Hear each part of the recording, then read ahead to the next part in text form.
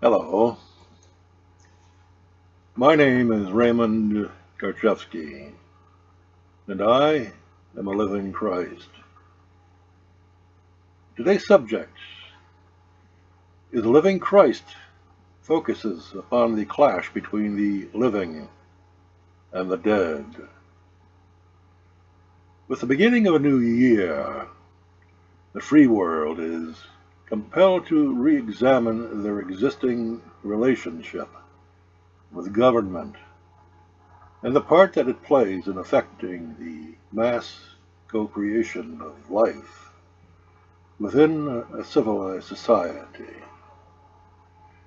This is not a political statement that is being made by this living Christ, but a spiritual one, which has gone unanswered since the beginning of time. It has been said that you cannot kill an idea, and in the muddled, illusion-bound intellect of man, ruled by the petty god of opposites, Satan, that is seen as a true statement, for all ideas are dead to begin with, and therefore cannot be killed. The living must be killed in order for the dead to have power over them. You see, all fictions are dead. All ideas are dead, for they are experienced only in the after moment of the satanically ruled intellect. The eternal, reoccurrent moment of truth is overwhelmed by the dead, conditioned ideas that are inculcated into men via satanic indoctrination. Is that not the basis for media-induced hypnotic trances which direct the consciousness of civilized men and women? Are not these entities those who have already consented to the worship of dead things, who themselves are already dead spiritually, and pledge their own lives through taxes and tithing to the support of death? Is this not the very nature of war, of destruction, tyranny, slavery, power, and the degradation of thought? These thought-bound images which rule over you, the subjects of hell, through your own misguided consent. I shall try to keep this as short as possible, so as to not lose the clarity of its solution to the society of mankind. There exists in consciousness the living and those who have been seduced out of their true infinite essence of life via the satanic temptation of attaining parity, intellectual parity with God, clearly an illusion in itself. This message is being addressed to the living and to the living dead alike. How you receive this message will tell you who you are. An event is emerging in eastern Oregon at this very moment, which shall impact the world occupied by both the living and the living dead. The question will be answered as to who will emerge as the dominant force in life. Will life continue to remain hell on earth by being driven by dualistic, satanic forces of government and religion? Or will a shift in consciousness take place, where truth, God, love, cooperation reigns supreme? This is the nature of the second coming of Christ consciousness that I'm speaking of. Freedom-loving men have taken over a fictional building built with the finances and the consent of mostly the living dead people who have been tricked into servitude in subsidizing fictional corporation masquerading as lawful government. They are not our lawful government. They are de facto shadow government that has hijacked the de jure, constitutionally based government of the American people. And all this has been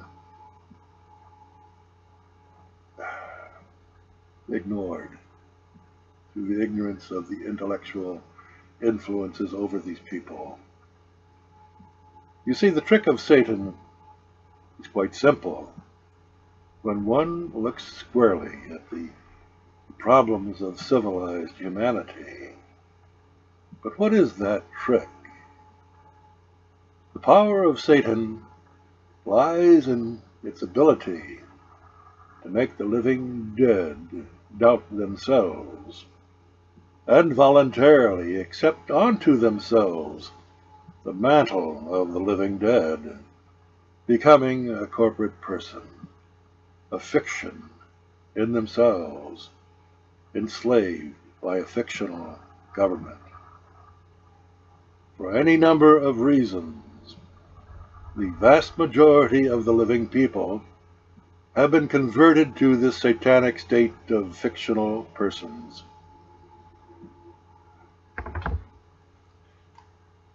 You see, these are the people who have lost their humanity and are now subject to the jurisdiction of the fictional government. That becomes their first step, their own personal step into hell. How did the building which housed the BLM, the Bureau of Land Management, that is being occupied by the living take place? Who built it? Where did the finances come from? Certainly not from government, for government in itself produces nothing. All wealth comes from the people, the living people, and the enslaved living dead who serve the aims, the agenda of such government.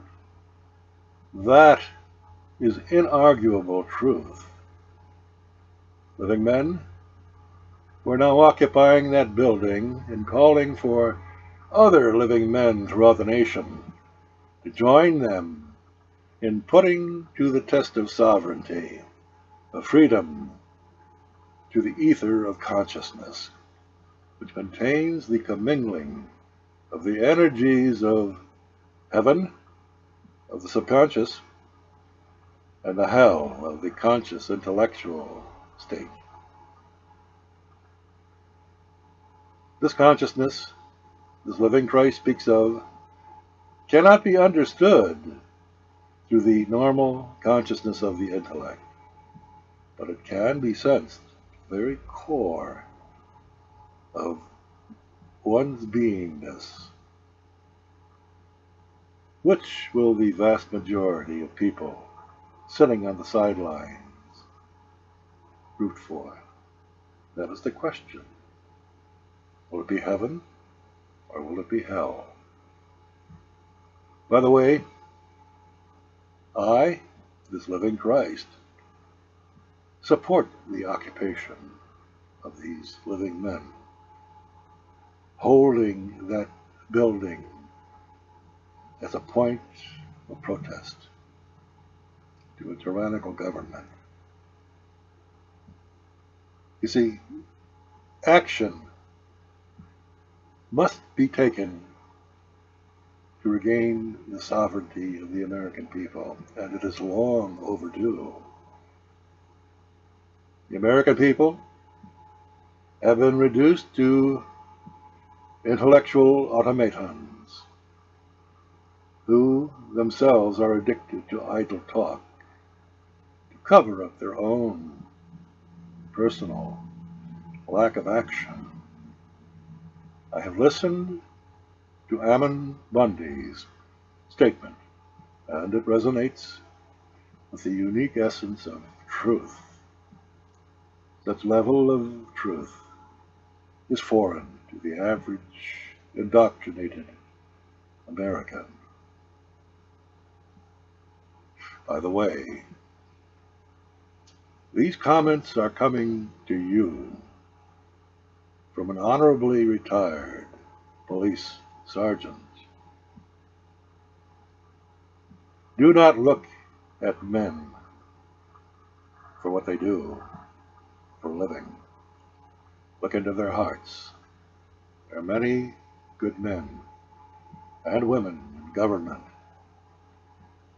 but they are outstripped in their personal contribution by the policymakers who demand that they follow policy unyieldingly. This is the nature of all order takers who will commit the most heinous tyranny in the name of just doing my job. Let us awaken the good people in government to rise above their fearful place of bending to the will of the bad policymakers. This is how we turn over this country back to the people, to the sovereign people who have created government and wrest it from the hands of those who have made this a nation of tyranny.